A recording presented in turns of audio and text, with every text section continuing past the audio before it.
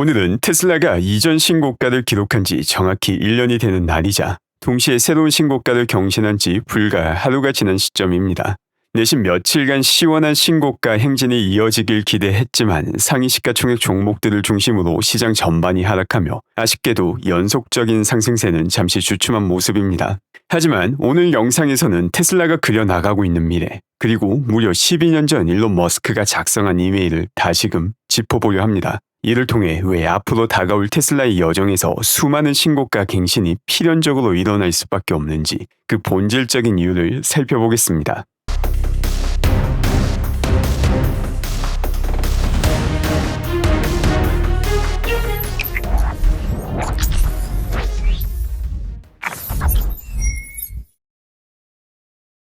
먼저 어제 장 마감 후 캘리포니아에서 테슬라 차량 판매가 중단이 되었다는 소식이 블룸버그를 통해서 전해졌습니다. 그리고 이 뉴스가 나오고 테슬라의 주가가 잠깐 떨어졌지만 테슬라 공식 계정을 통해서 해당 뉴스가 잘못되었다는 점을 즉각적으로 반박합니다.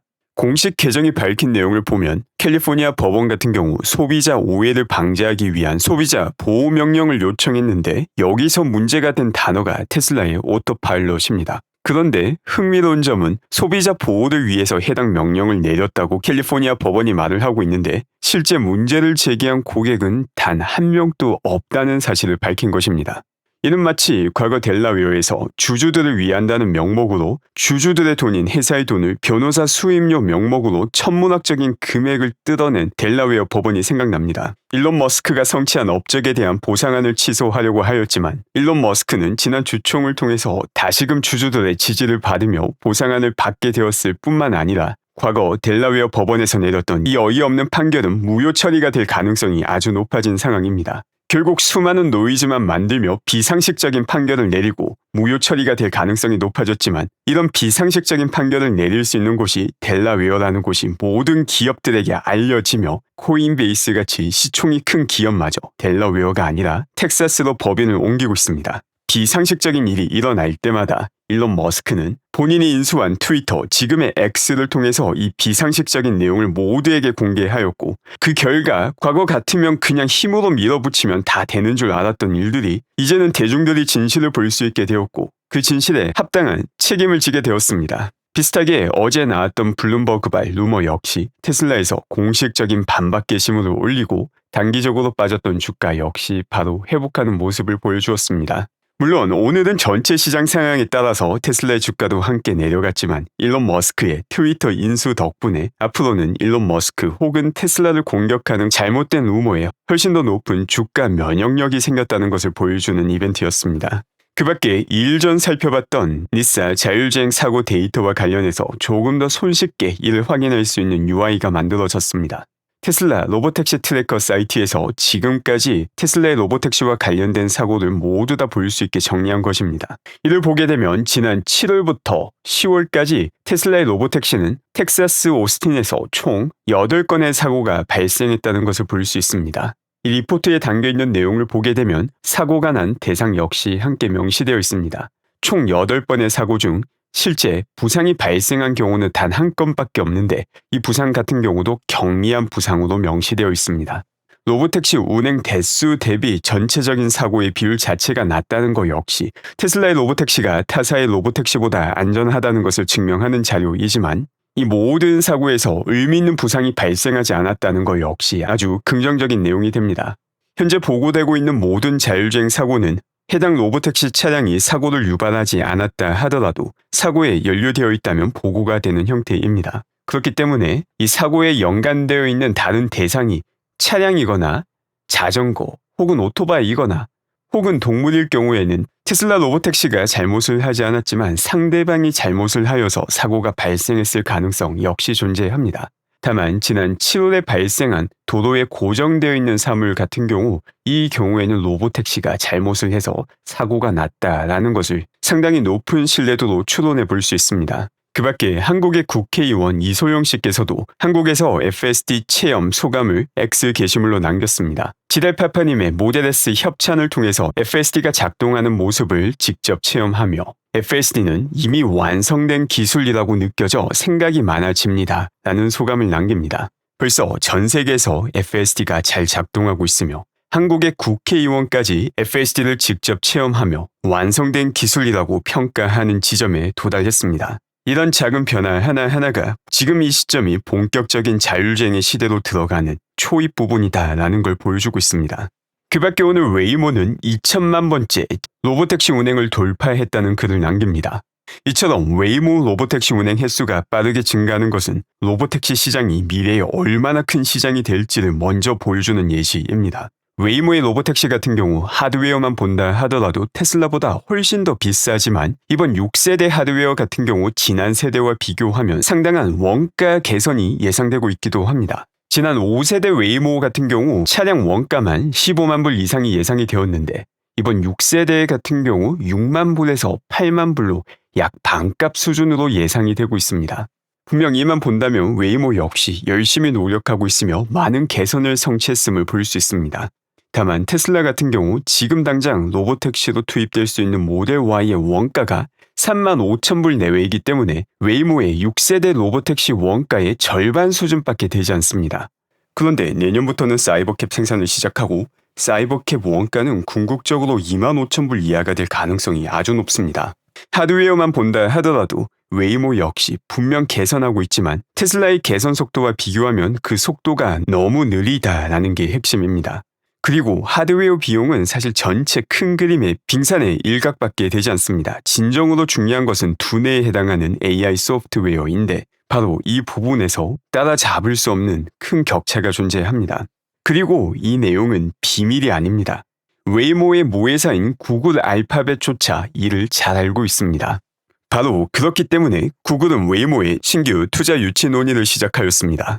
웨이모 같은 경우 기업 가치를 약 1,000억 달러로 산정하였고 여기에 15%에 해당하는 150억 달러 이상의 주식을 매각하겠다는 것입니다. 만약 구글이 웨이모의 미래가 너무나도 밝다는 것을 알고 있었다면 과연 이 지분을 외부에 판매하려고 할까라는 생각을 먼저 할 필요가 있습니다. 현재 구글은 신규 제미나이 모델을 통해서 엄청난 성능의 AI 모델들을 쏟아내고 있는 상황인데 이런 상황에서조차 웨이모에서는 투자 유치를 진행하고 있다는 것은 많은 함의를 포함하고 있습니다. 디지털 세계 인공지능에서는 벌써 구글의 제미나이가 오픈 AI를 추월한 상황이 되었지만 현실 세계 AI에서는 테슬라 자율주행 기술을 따라잡지 못하고 있으며 이 때문에 웨이모는 미래에 여전히 돈을 까먹으면서 운영을 해야 됩니다. 미래의 돈을 잃으면서 운영을 한다 하더라도 궁극적으로 이 비즈니스에서 큰 돈을 벌 수 있을 것이다 라고 생각을 한다면 그 중간 과정에서 들어가는 돈을 지분을 팔아 넘기며 외부 투자자를 활용하는 것이 아니라 본인 돈을 활용할 것입니다. 하지만 구글은 그런 결정을 내리지 않았습니다. 구글조차 궁극적으로 테슬라의 자율주행을 웨이모가 이길 수 없다는 것을 알고 있다는 것입니다. 그럼에도 불구하고 구글이 웨이모를 완전히 버리지 않는 이유는 현실 세계 AI 역시 엄청난 확장성을 가지고 있기 때문에 현재 현실 세계 AI의 대표 주자인 자율주행에서 진다 하더라도 또 다른 미래 기회를 현실 세계 AI에서 가지기 위해서는 이 시장에 남아있을 필요가 있기 때문입니다. 이게 바로 구글이 웨이모가 실패할 것이라는 것을 알고 있으면서도 계속해서 돈을 퍼붓고 있는 이유고 또 동시에 지금 퍼붓고 있는 돈이 회수가 힘들다는 것을 알기 때문에 외부 투자자들을 활용하고자 하는 이유이기도 합니다. 그 밖에 일론 머스크는 투자와 관련된 이야기를 많이 나누기도 하였습니다. 지금 게시글 같은 경우 정확하다는 이모티콘을 사용했는데 해당 게시글은 지난 3월 테슬라의 주가가 200불 초반까지 내려갔을 때 작성된 게시글입니다. 그 내용을 보면 나는 지금의 일시적인 고통을 테슬라에 대한 세대적인 매수 기회라고 부릅니다. 몇 달 안에 사람들은 3월에 더 많이 샀어야 했는데 라는 글을 올리게 될 것입니다. 그리고 당시 주가보다 100%가 이상 오른 지금 이 내용은 대부분의 사람들이 동의할 수 있는 내용이 되었습니다. 가장 중요한 건 해당 기업의 주가가 지금 당장 내려가느냐 올라가느냐가 아니라 해당 기업이 실질적인 가치를 만드느냐 아니냐가 가장 핵심이다라는 걸 잘 보여줍니다. 올 3월 같은 경우 테슬라의 주가는 지금의 절반도 되지 않았지만 테슬라의 펀더멘털 가치가 지금의 절반은 결코 아니었습니다. 올 3월 역시 테슬라가 만들어 나가는 미래 자율주행 시대는 매우 선명하였고 당시와 지금의 차이가 있다면 지난 3월은 테슬라를 깊게 살펴보는 사람들만 이를 볼 수 있었다면 지금은 대한민국 국회의원조차 이를 볼 수 있는 시점이 된 것입니다. 그 밖에 일론 머스크는 오늘 빌 게이츠의 쇼 포지션에 대해서도 이야기를 합니다.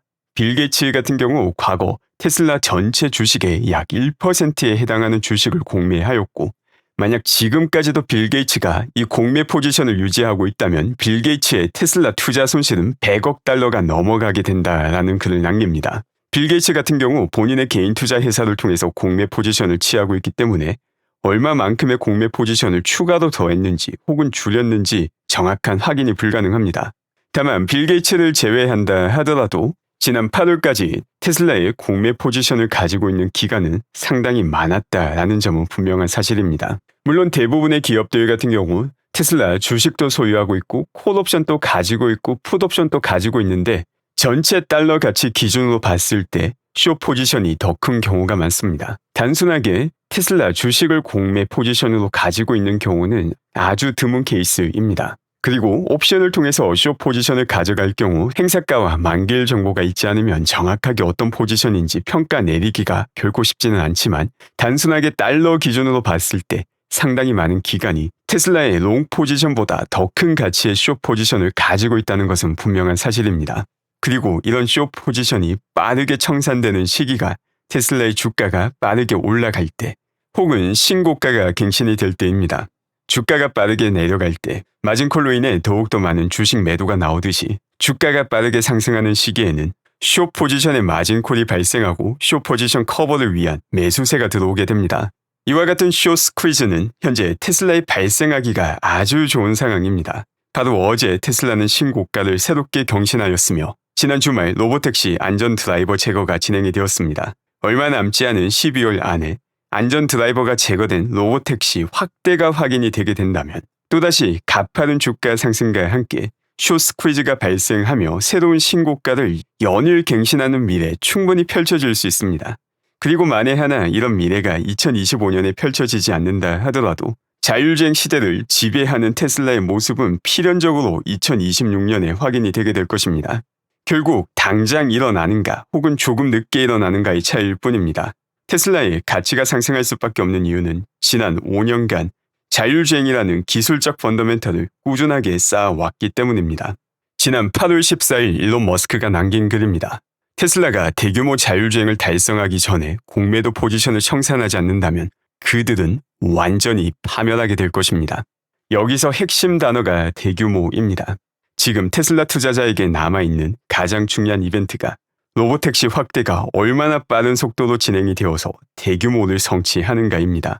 그리고 저는 개인적으로 2026년 상반기 안에는 5,000대 이상의 로보택시를 볼 수 있게 될 거라 생각합니다.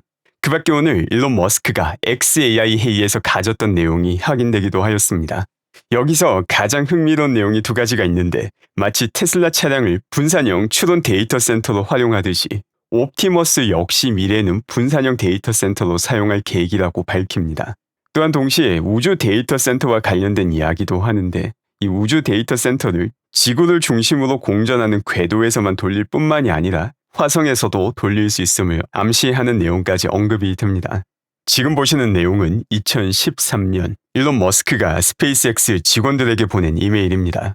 이 내용 중 현재 테슬라 투자자, 사실 모든 투자자에게도 여전히 적용되는 내용이 있기에 이를 함께 살펴보겠습니다.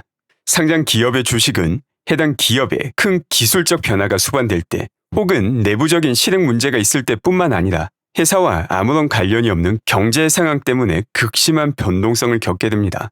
이는 사람들이 훌륭한 제품을 만드는 대신 주식의 조울증 같은 특성에 정신을 빼앗기게 만듭니다.